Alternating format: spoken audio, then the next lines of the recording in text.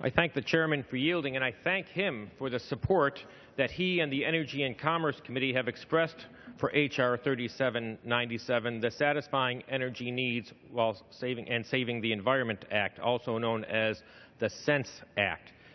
The SENSE Act is a vitally important effort that I have championed in various forms for nearly my 3 years in Congress. This bill recognizes the overwhelming success of the endangered coal refuse to energy industry in making my district in Western Pennsylvania and others across coal country healthier and cleaner places to work and live. Without the SENSE Act, coal refuse to energy facilities will close and their environmental remediation efforts will end.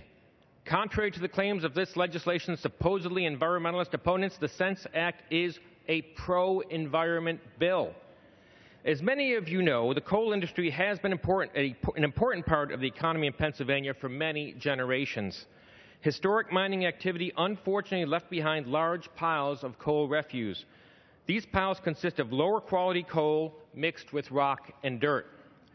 For a long time, we did not have the technology to use this material, so it accumulated in large piles in towns close to schools and neighborhoods and in fields across the countryside. This has led to a number of environmental problems that diminish the quality of life for many people in the surrounding areas. Vegetation and wildlife have been harmed, the air has been polluted, and acid mine drainage has impaired nearby rivers and streams. I have been to many of these sites and seen firsthand the environmental danger they pose. Coal refuse piles can catch fire, causing dangerous and uncontrolled air pollution. Runoff from these sites can turn rivers orange and leave them devoid of life. The cost to clean all this up is astronomical.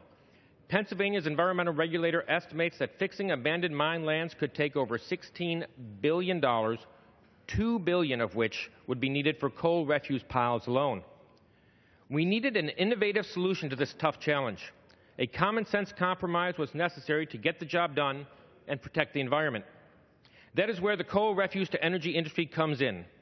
Using advanced technology, this industry has been able to use this previously worthless material to generate electricity. This activity powers remediation efforts that have so far been successful in removing over 200 million tons of coal refuse and repairing formerly polluted sites across the Commonwealth and in other historic coal regions.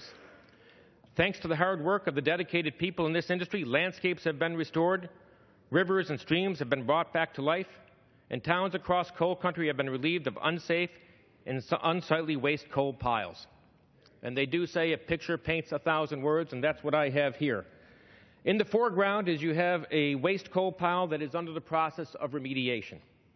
In the background on the green hillside used to look just like the black foreground that you see here. This has been reclaimed. This is what's happening across Pennsylvania to restore these hillsides. It's important to note that private sector leadership on this issue has saved taxpayers millions of dollars in cleanup costs. That is why Pennsylvania's abandoned mine reclamation groups have endorsed my bill, and that is why we have also earned the support of clean water advocates. Unfortunately, intensifying and inflexible EPA regulations threaten to bring much of the coal refuse industry's activity to a halt. This would leave billions of dollars of vital cleanup unfinished, lead to thousands of job losses, and endanger our energy security. The SENSE Act addresses challenges arising from the implementation of two existing rules: MATS, the Mercury and Air Toxic Standards, and CSAPR, known as the Cross-State Air Pollution Rule. Though all coal refuse-fired power generators can meet the mercury standard under MATS, many facilities will be unable to meet the rule's new hydrogen chloride or sulfide dioxide standards. Contrary to what critics allege, the SENSE Act simply provides operators with alternative MATS compliance standards that are strict but achievable.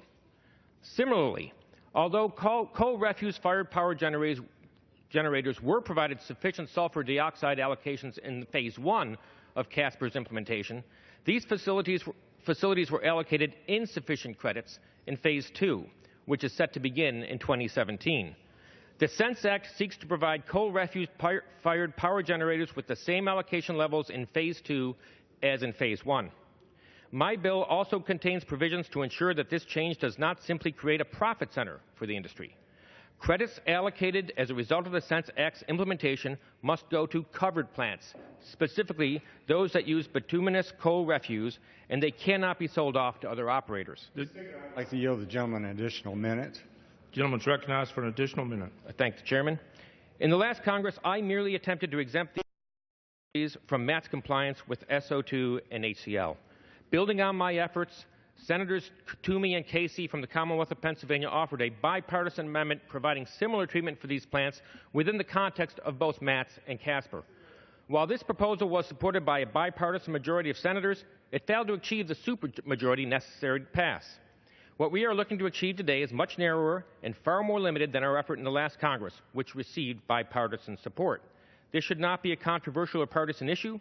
We want to hold this industry to high standards, but standards that they can actually achieve. My bill will help keep the coal refuse industry in business so that the local community, economy, and environment will continue to reap the benefits. The people who live near coal refuse piles and all the communities downstream of these hazards expect us to find a solution. I thank the Chairman for his time and cooperation with this vital piece of legislation, and I yield back the balance.